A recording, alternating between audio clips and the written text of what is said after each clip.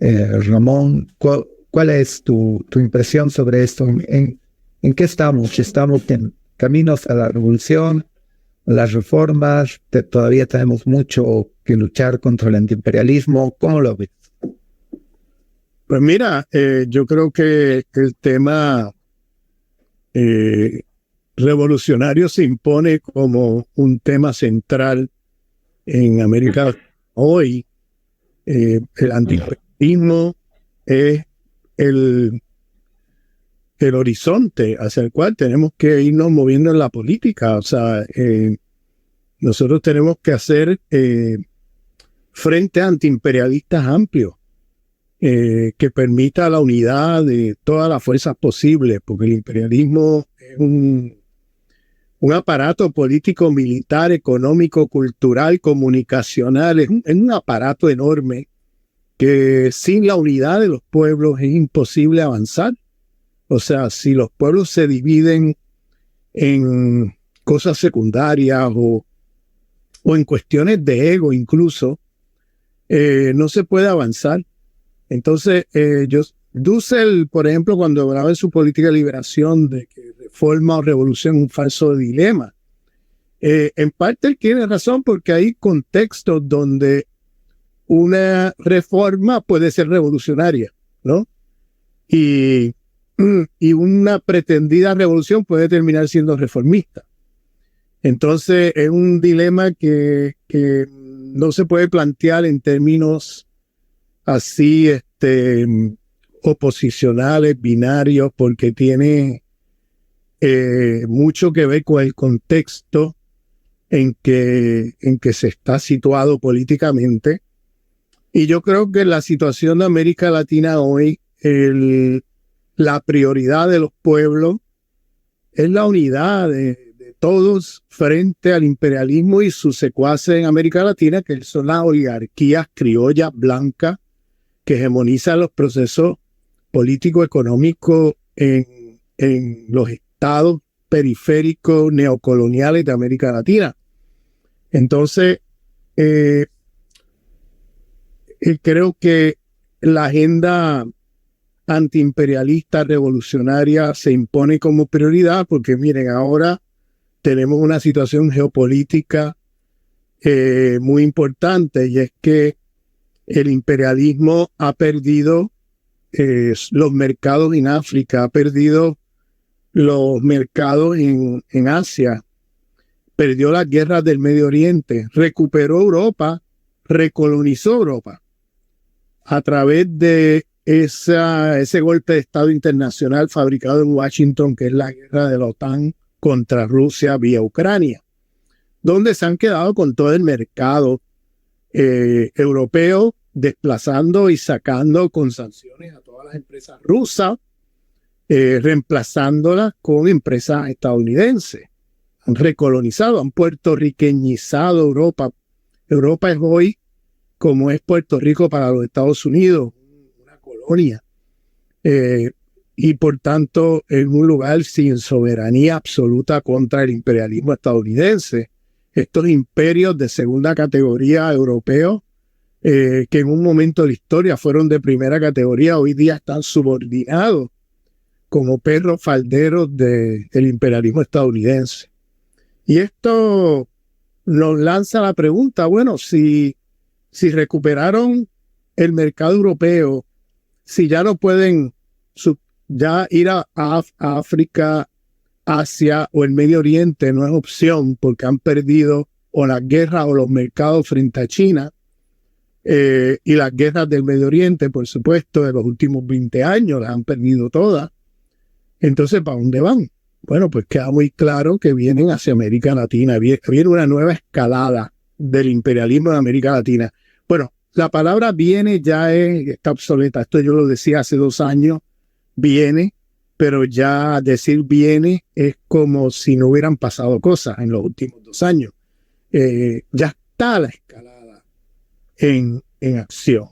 Y lo vemos con el golpe de Estado a Castillo, lo vemos con Lenín Moreno, la traición de Lenín Moreno, un hombre que trabaja para el imperio, la entrega de Ecuador, el neoliberalismo, el Fondo Monetario Internacional, lo vemos con el segundo, el que sustituyó a Moreno, el banquero blanco criollo, que entonces uribizó Ecuador y lo prometió en la campaña.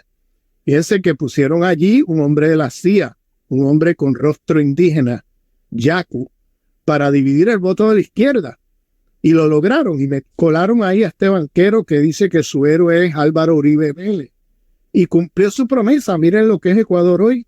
Ecuador hoy es el uribismo en acción. Han colombianizado Uribe de manera uribista a Ecuador. Ecuador es el lugar más violento hoy de América Latina. Los paramilitares, las mafias, los carteles, eso era algo que no era antes visto en Ecuador y que lo estamos viendo. Y entonces el Noboa es una continuidad de eso. Fíjense cómo han asaltado la embajada mexicana ahí, invadido la embajada mexicana para decir con palabras más precisas. Fíjense cómo en las elecciones guatemaltecas sacaron la candidatura de la líder indígena Telma Cabrera, que tenía muchas posibilidades de tener un buen papel en esas elecciones. La sacaron vía mecanismos legales y pusieron a un candidato del imperio, este señor Arévalo, que es una sombra de su padre, realmente no es ni siquiera le llega a los tobillos a su padre. Este señor es un hombre del imperio, un hombre neoliberal. Fíjate cómo ya está llamando a que América Latina se alinee con la OTAN y Estados Unidos contra Rusia en Ucrania.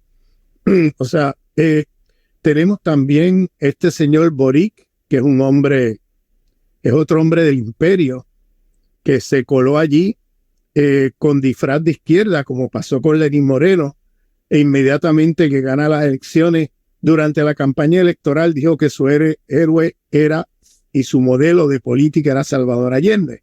Cuando llegó al poder, cambió en menos de un mes y dijo que su héroe era Aylwin, creo, no sé si lo estoy pronunciando bien, el presidente que vino de derecha, ¿no? Que vino en los años 90, un hombre de derecha, un hombre muy cercano al pinochetismo, y lo pone como su modelo una vez llega a la silla presidencial. Y como este señor Boric lo primero que hace es nombrar un ministro de Economía neoliberal, continúa la militarización de los territorios mapuche, reprime a los movimientos sociales que lo llevaron a la silla presidencial, y mantiene las políticas de la derecha de toda la vida, pero con un rostro de izquierda. Y luego va a los foros internacionales y lo único que hace es llamar a América Latina a alinearse con la OTAN y Estados Unidos contra Rusia vía Ucrania, igualito que el señor que fue electo en Guatemala. Fíjense que lo que hacen los foros internacionales es atacar a Cuba y a Venezuela y a Nicaragua, no ataca a más nadie. O sea, este señor Boric es un hombre del imperio, un hombre que hace política de derecha disfrazado de izquierda. Tenemos la llegada de Milei a la Argentina. Ese señor que está cumpliendo lo que prometió, el desmantelamiento de todo estado de bienestar hacia el pueblo argentino, y ya no solamente eso, desmantelar el mismo estado. Y le sacar a China, sacó a Argentina de los BRICS y del bloque multipolar, lo realineó con el bloque unipolar. Está metiendo bases militares, igual que en Ecuador hizo Lenín Moreno y Lazo, han llenado de bases militares americanas Ecuador, igual que Colombia, que es un lugar militarizado con bases militares estadounidenses por todos lados. Y este señor está metiendo bases militares estadounidenses y sobre todo una base militar aérea en Tierra del Fuego, al Cono Sur. Y la agenda es sacar a China de América Latina. O sea, el imperio regresa con una nueva escalada luego de perder las guerras del Medio Oriente y los mercados en otros continentes. frente a China para recuperar lo perdido. Es decir, hay que recuperar nuevamente el territorio latinoamericano, que es lo único que les queda, no les queda nada más. Si pierden América Latina, pierden su estatus imperial y lo único que les queda es recuperar los recursos naturales, como ha dicho la comandanta del Comando Sur, Laura Richardson. Esto no es una cosa que yo me estoy sacando de la manga o inventándome, la señora. Escuchen lo que dice Laura Richardson, la comandante del Comando Sur de los Estados Unidos, que dice que los recursos naturales de América Latina es un asunto de seguridad nacional y soberanía de los Estados Unidos. O sea, una cosa descarada. Y nombra país por país los lugares con los recursos naturales que a ellos les interesan. Y por tanto van con todo para sacar a China. Recordemos algo, China, un país como Chile, para darles un ejemplo solamente, Chile, que es una neocolonia estadounidense abiertamente desde el golpe de Pinochet para acá, fíjense cómo el socio comercial número 1 de Chile no es Estados Unidos, es China.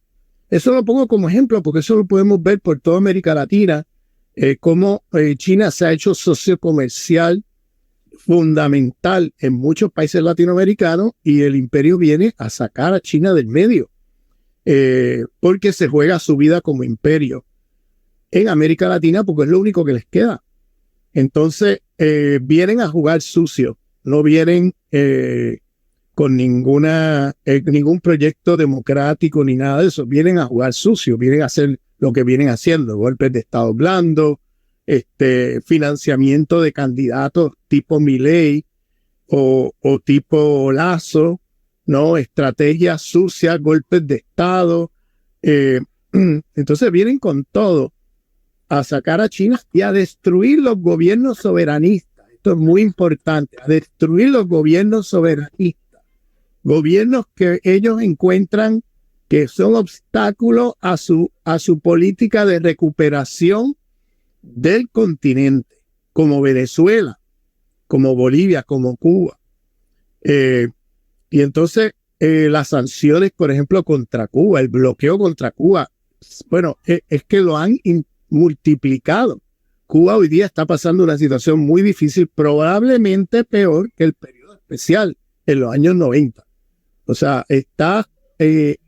hay escasez de productos esenciales para el pueblo, producto de un bloqueo genocida.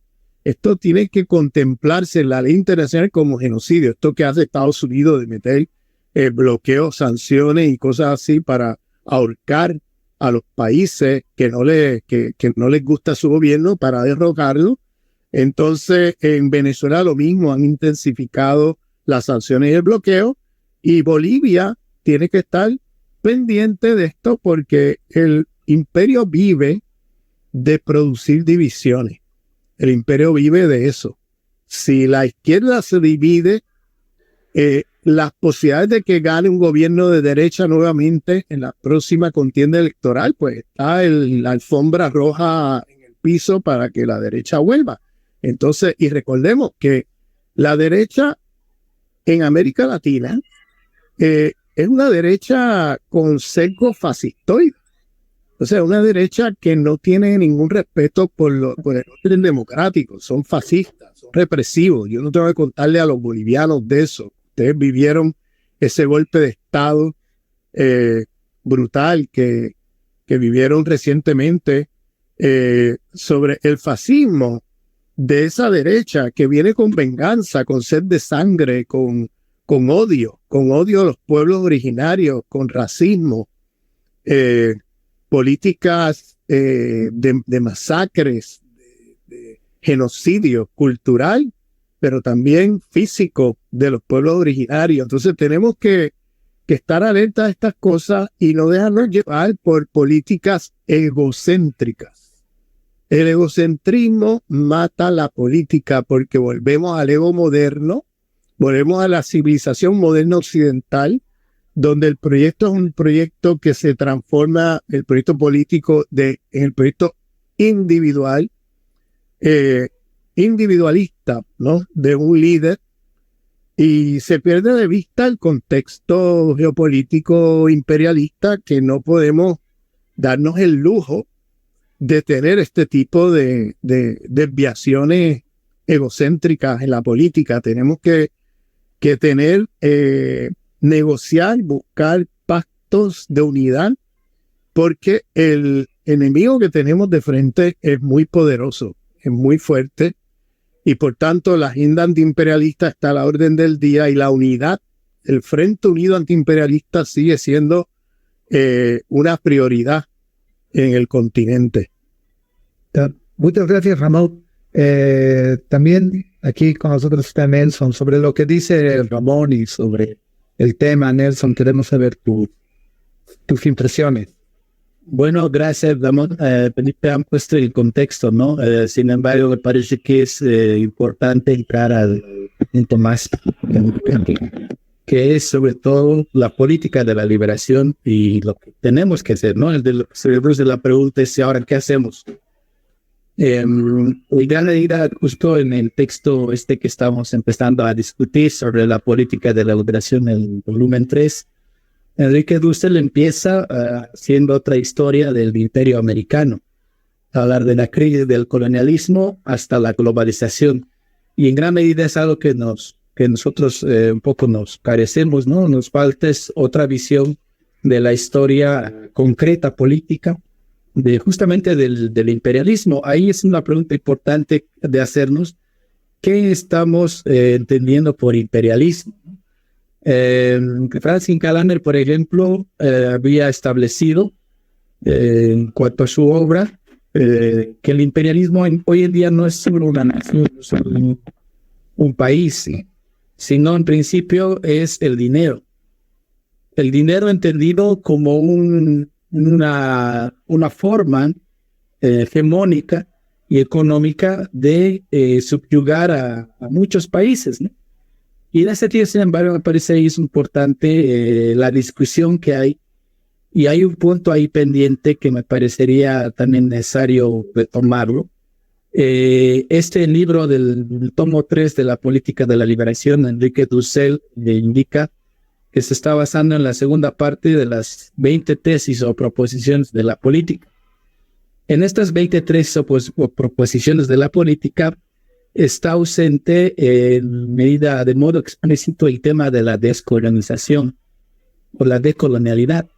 Entonces, justamente nuestro invitado Ramón Rudel sacó un libro reciente que se titula De la sociología de la descolonización más nuevo antiimperialismo decolonial. Y ahí nos parece muy importante la discusión respecto a es necesaria una nueva tesis de la política de la liberación, especialmente que refuerce o rearticule o replantee este tema del antiimperialismo. Entendemos que es muy importante el día de hoy tomar o estar más pendiente y estar más consciente de lo que significa este problema del antiimperialismo y su vinculación con lo decolonial. Ahí nos parece que necesitamos todavía entrar más adentro, digamos. Por un lado, por otro lado, entender cómo entendemos al enemigo político. Hasta el momento, digamos, de lo que ya nos ha dicho Ramón, podemos deducir que se lo entiende más de modo externo. Pero ahí, ¿qué hacemos cuando el enemigo también es interno? ¿Qué hacemos cuando no hemos podido transformar quizá nuestra propia subjetividad y de alguna forma seguimos reproduciendo los elementos más coloniales? En ese tema me parece importante que nosotros podamos rearticular este debate, en principio como si es que estamos dentro de la acción política y ya el escenario está bastante complejo, según también lo que nos ha contado Ramón. Estamos en un momento, quizá una encrucijada en la que varios frentes a nuestro alrededor y en el continente y en el mundo están sacando su verdadera cara, digamos, su verdadero rostro. Y este rostro es más del colonialismo. Y en ese sentido vemos la pregunta también es, ¿no?, si va a haber un nuevo imperialismo al cual están apuntando, o estamos en lo mismo de siempre, en el mismo imperialismo de siempre. Es una pregunta que nos parece importante hacer. Sí, adelante, Ramón, te escuchamos. Sí, mira, en primer lugar, para mí, y si leen mi libro van a ver que para mí el tema del imperialismo no es una cosa exterior. De hecho, esa es una de mis grandes discrepancias con lo que yo he llamado los decoloniales coloniales, todo ese grupo de modernidad colonialidad que terminó firmando documentos de manera vergonzosa, repitiendo las tesis del imperio en el caso venezolano, y en medio de golpes de Estado en Venezuela, en medio de guarimbas, es decir, de paramilitares en la calle matando a la gente, sacan documentos para atacar al gobierno bolivariano, repitiendo las tesis del imperio de que se trata de una dictadura, de un gobierno autoritario y cosas por el estilo. Y que luego, cuando vino el golpe de Estado en Bolivia, se alinearon con el golpe de Estado. Inclusive muchos de ellos empezaron a blanquear el golpe, diciendo que esto es una rebelión popular contra un mal gobierno. O sea, un golpe de Estado que se orquestó en Washington vía la embajada americana junto a la oligarquía criolla. Entonces, para los decoloniales coloniales, siempre el imperialismo es como una determinación externa. Lo fundamental es interno. Entonces establecen una dicotomía entre lo interno y lo externo, como si la economía política de nuestros países no estuviera ya penetrada por el sistema imperialista mundial. O sea, la economía política de nuestros países forma parte de la División Internacional del Trabajo y está articulada desde adentro mismo por las políticas y por la estructura imperialista por excelencia, que es la División Internacional del Trabajo capitalista imperialista de centro-periferia. Entonces, hablar de que el imperialismo es una cosa por afuera de los estados nacionales y que lo que pasa al interior de cada país es una cosa interna, los lleva metodológicamente a pensar que los problemas, por ejemplo, de Venezuela o de Cuba es un mal gobierno. Entonces, no ven la articulación del bloqueo y las sanciones en la destrucción económica de estos países. O sea, lo ven como plantean que el imperialismo es una cosa por afuera, externa. No ven que internamente esas políticas del imperialismo son constitutivas a la economía política interna de los estados en América Latina. Entonces tú no puedes establecer una dicotomía de ese tipo, porque las sanciones, el bloqueo, el bloqueo financiero, cosas por el estilo, inmediatamente repercute sobre la economía política interna, porque nosotros como región hemos estado históricamente por más de 500 años ubicados en la periferia del sistema mundo. Y hay un sistema imperialista mundial que en un momento estábamos bajo España, luego bajo Gran Bretaña y ahora bajo los Estados Unidos. Entonces, lo que pasa dentro de nuestros países no hay una dicotomía dentro-afuera, es que lo que pasa dentro de nuestros países está ya constituido por lo que pasa afuera. O sea, no se puede establecer estas dicotomías falsas.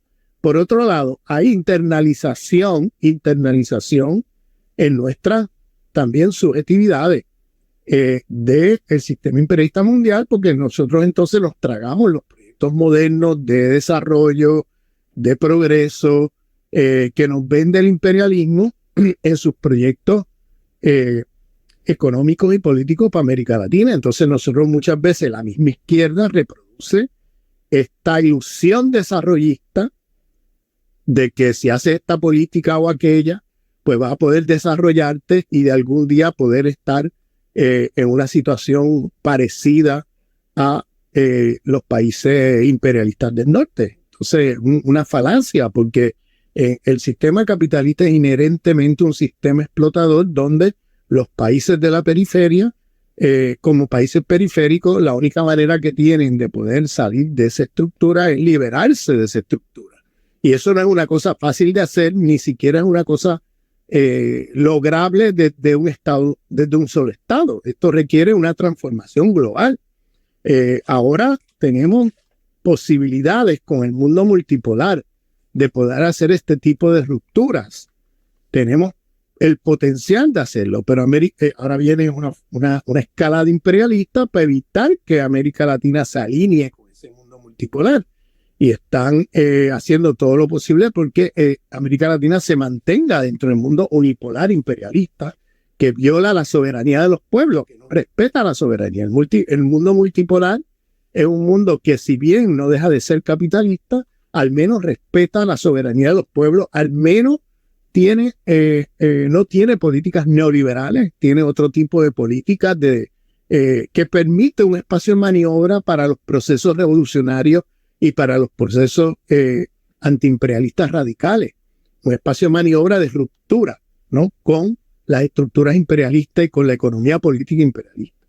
Por otro lado, tenemos clases sociales dentro de nuestros países que están alineadas con el sistema imperialista mundial. Las oligarquías criollas blancas son la carne, vamos, el bastión del imperialismo dentro de nuestros países, porque ellos trabajan junto al imperio. Es decir, estas oligarquías son oligarquías neocoloniales vendidas a gran capital financiero internacional y que están aliadas en sus negocios con estos circuitos financieros y de compañías transnacionales, etcétera, que hace que esa oligarquía que está dentro de nuestros países, no fuera, esté todo el tiempo conspirando porque el sistema imperialista continúe en nuestros países. Entonces, y esa es su política y no la esconden. Entonces, quieren el sistema neoliberal, quieren privatizar todos los recursos naturales de nuestros países, privatizar la economía, quieren mantener un austericidio sobre los presupuestos del país, etcétera. Entonces, son oligarquías que trabajan, incluso organizan golpes de Estado. O sea, los golpes de Estado que estamos viendo en América Latina, el imperialismo no pudiera llevarlos a cabo sin la complicidad de las oligarquías de nuestros países, que desde adentro de nuestros países van llevando a cabo esa política golpista al interior de nuestros países. Entonces, yo por eso en ese libro, fíjate, una de mis críticas es que cuando se habla en el lenguaje decolonial de una crisis civilizatoria, fíjense que esa crisis civilizatoria, cuando se habla de una civilización de muerte, como es la modernidad occidental, en el lenguaje de estos decoloniales coloniales, se habla de eso como una cosa abstracta, una civilización de muerte que está produciendo todas estas patologías y toda esta destrucción de la vida y todo eso, lo cual en principio estoy de acuerdo. Lo que pasa es que si tú te quedas en la abstracción, no puedes hacer política de liberación. Es decir, el sistema imperialista mundial es el que materializa el proyecto civilizatorio de la modernidad. Es decir, no puedes desvincular la civilización moderna tal como opera hoy del sistema imperialista mundial, porque los que llevan a cabo la política de esa civilización destructiva de la vida son los imperialismos occidentales. Entonces, si nosotros no tenemos una claridad con respecto a cómo opera la economía política de esa civilización y cómo el sistema imperialista es precisamente la encarnación del proyecto civilizatorio moderno, entonces no podemos hacer política. Lo que hacemos es moral, porque lo que ocurre con muchos de esos decoloniales coloniales es que hacen moral, no hacen política, no se embarran las manos con la política, se pasan haciendo la crítica desde un pedestal, como no tienen política antiimperialista, porque no ven al imperialismo como algo importante, sino como algo externo, como una determinación débil desde afuera a nuestros países, y la centralidad, la causalidad de lo que pasa en nuestros países es el Estado y quién gobierna ese Estado, pues incurren en este tipo de falacias donde terminan, por ejemplo, acusando a Nicolás Maduro de la crisis económica en Venezuela, cuando Nicolás Maduro está administrando un Estado que está siendo asediado, está siendo saboteado desde adentro mismo por el imperialismo y la oligarquía criolla. Entonces han intentado todo tipo, desde magnicidio, matarlo varias veces, bloqueos económicos, sanciones, movilización de la oposición para intentar dar golpes de Estado varias veces, invasiones militares desde Colombia, varias. O sea, hay pensar que el problema es un mal gobierno porque estás conceptualizando que el imperialismo es una cosa de por afuera y por tanto y una determinación débil externa, y no ves que el imperialismo es un sistema que opera a diferentes niveles, a nivel global, a nivel nacional, a nivel regional, a nivel local, opera en diferentes espacialidades del sistema. Entonces, esta gente lo deja en el plano global y el plano nacional de alguna manera lo desvinculan, le quitan el peso que tiene las políticas imperialistas dentro de nuestros estados nacionales. Entonces, ahí viene un problema serio, metodológico, teórico y por tanto político, porque entonces terminan pensando que los problemas internos de Venezuela es el problema de un mal gobierno y el imperialismo queda como algo secundario. Lo mismo pasa con Cuba, lo mismo pasa con lo mismo ahora tendríamos que decir qué ha pasado en Bolivia, porque en Bolivia lo que han hecho es también buscar cómo tumbar el gobierno. Ya vimos el intento de un golpe de Estado que, bueno, logró ser derrotado, pero si dentro de nuestras filas no tenemos claridad de en qué consiste el sistema imperialista mundial y sus aliados internos, cuáles son las clases sociales y los grupos de élite que están vinculados a ese sistema imperialista y cuál es su política y su orientación y los partidos políticos que lo llevan a cabo, pues entonces terminamos en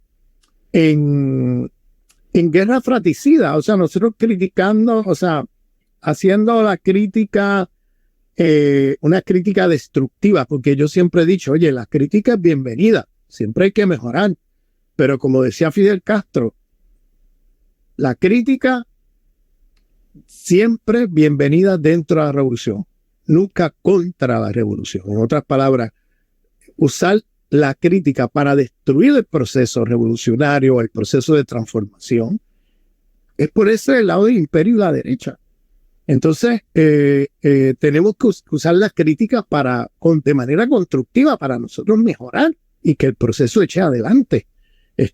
Pero hay esa crítica destructiva que viene de cierta pseudoizquierda, de estos decoloniales coloniales, que firmaron documentos contra Venezuela, que se posicionaron del lado de los golpistas, en el caso de Bolivia, que bueno, están en récord como personas que se han ido del otro lado de la trinchera. Como me decía Enrique Duce,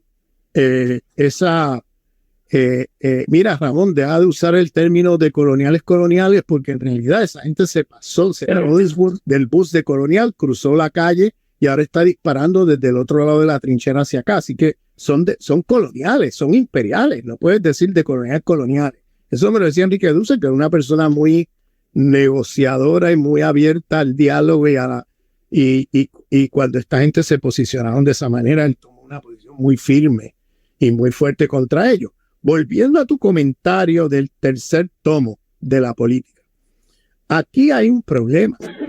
Un problema, y es que en primer lugar el maestro ya no le dio la energía de vida para él poder hacer ese tercer tomo. Ese tercer tomo vislumbraba el poder hacer ya lo que él llamaría la política transmoderna, una política más allá del sistema civilizatorio moderno. O sea, ¿qué sería una política que trascienda el sistema civilizatorio moderno destructivo de la vida en que estamos? Bien, eso para él fue muy frustrante. Por eso él invitó a varios de sus discípulos a hacer ese volumen. Él hizo lo que pudo ahí al final de su vida. Lamentablemente, hay que decirlo, yo creo, con todo respeto, porque yo creo que esto es algo que no es fácil, yo creo que no, me voy a incluir yo también aquí para que no se vea como que estoy haciendo una crítica facilona, ¿no? Y es que no estamos a la altura del momento histórico de producir una política transmoderna. Y por eso en ese libro, yo creo que es un libro fallido, lamentablemente, porque ese libro no dio los pasos que había que dar para precisamente trascender la política moderna y pasar a una política transmoderna. Y esa política transmoderna tiene que pasar necesariamente por el tema de la política comunitaria, por el tema comunal, por el tema de la comunidad. Tenía que necesariamente pasar por ahí y eso quedó fuera. Volvimos otra vez al proyecto moderno de ciudadanos, de individuos, ¿entiendes? Y poca teorización sobre lo que significa ese paso de la transición de, como diría Juan José Bautista, de lo social a lo comunitario, ¿no? Y cómo ese paso hacia lo comunitario, hacia lo comunal, que estamos viendo que está pasando en un lugar como Venezuela, ¿bien? Que se está tomando en serio el tema comunal de una manera como no ha pasado en el resto de América Latina, probablemente en el mundo. Un proceso único. Ustedes me hubieran preguntado a mí hace 20 años, Ramón, mira, hay un proceso aquí de transformación en Venezuela y hay otro proceso en Bolivia. ¿Dónde tú crees que va a haber un proceso descolonial mucho más potente? Yo hubiera dicho hace 20 años Bolivia, pero sin preguntarme, o sea, inmediatamente. ¿Ves? Porque si ustedes miran la sociedad venezolana, es una sociedad muy moderna, muy rentista, muy consumista, poca producción de agricultura, poca producción de nada, exportación el 97-98% de las exportaciones es petróleo. Una sociedad construida por el imperialismo como una sociedad monoexportadora de petróleo. Entonces, el consumismo, el despilfarro de dinero, el proyecto moderno, ¿no? La subjetividad moderna estaba muy arraigada. Y en cambio, en Bolivia hay un proceso ya comunitario existente de pueblos originarios en diferentes lugares de Bolivia que tienen una fuerza, una potencial, unas posibilidades de transformación transmoderno, más allá del proyecto moderno, un proyecto civilizatorio nuevo, ¿no? De construir un nuevo proyecto civilizatorio nuevo. Eso quedó plasmado en la Constitución de Bolivia, con el tema del buen vivir, los derechos de la naturaleza, todo aquello. Sin embargo, cuando vemos la práctica de lo sucedido, hemos visto que en Venezuela el proyecto descolonial ha tenido un impacto mucho mayor y está teniendo un impacto enorme en la transformación comunal de Venezuela. El tema descolonial es una prioridad del plan de la patria del gobierno bolivariano.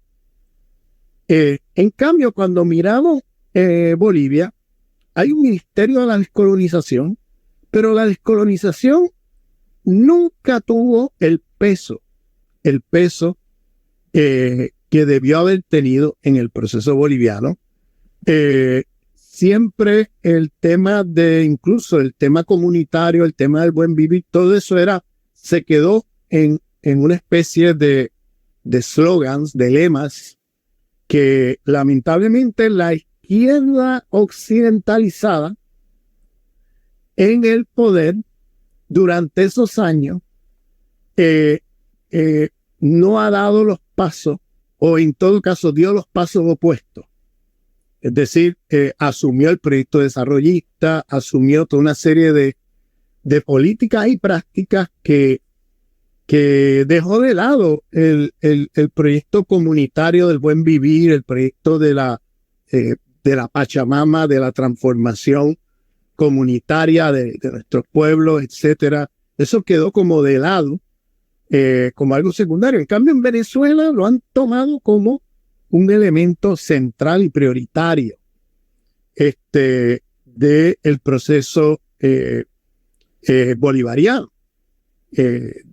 Fíjate que el tema comunal, el crecimiento de las comunas, la comuna como el horizonte del socialismo bolivariano, la comuna como proyecto de la fundación de un nuevo sistema civilizatorio, la comuna como seguridad nacional del Estado frente a una escalada imperialista.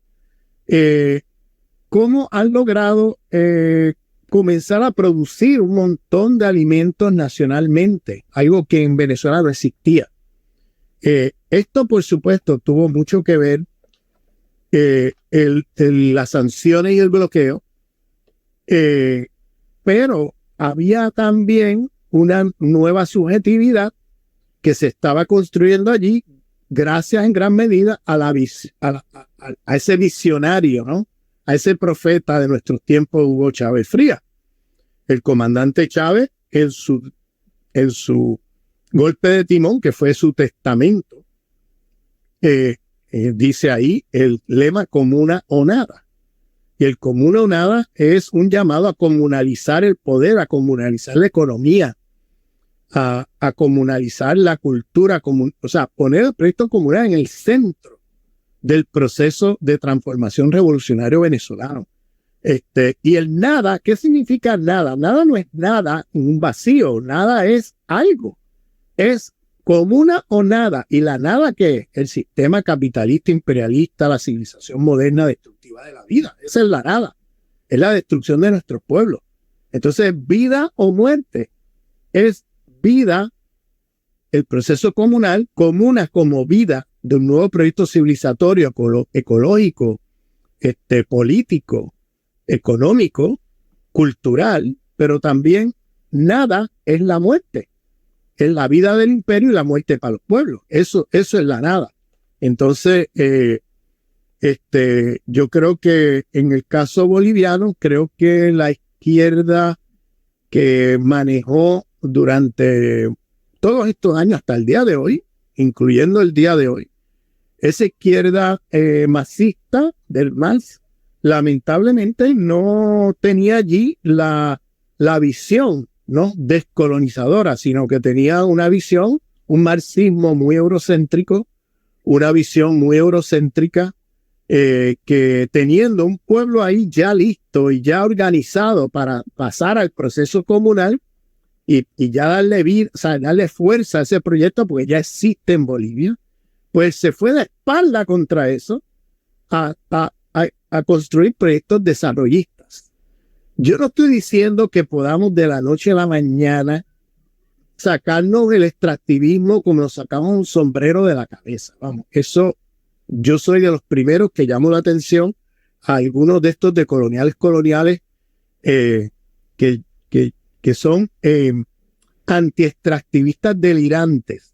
Así es como yo le llamo. Delirantes porque hay cosas de la economía política del imperialismo que tú no te puedes sacar como un sombrero de la cabeza, porque la economía política que has heredado del sistema imperialista tiene allí una serie de problemas, entre ellos la economía extractivista, que no la puedes hacer desaparecer por decreto. O sea, tú no puedes pasar un decreto parlamentario y hacer desaparecer el extractivismo. Vamos, yo no soy un anti-extractivista delirante, pero hay que hacer una transición para pasar de una economía heredada del imperialismo a una nueva economía que ya no sea destructiva de la vida. Y eso requiere una transición, y eso requiere política. Y la política ahí tiene que ser centrar el proceso económico sobre la comunidad andina como centro de ese nuevo proyecto civilizatorio.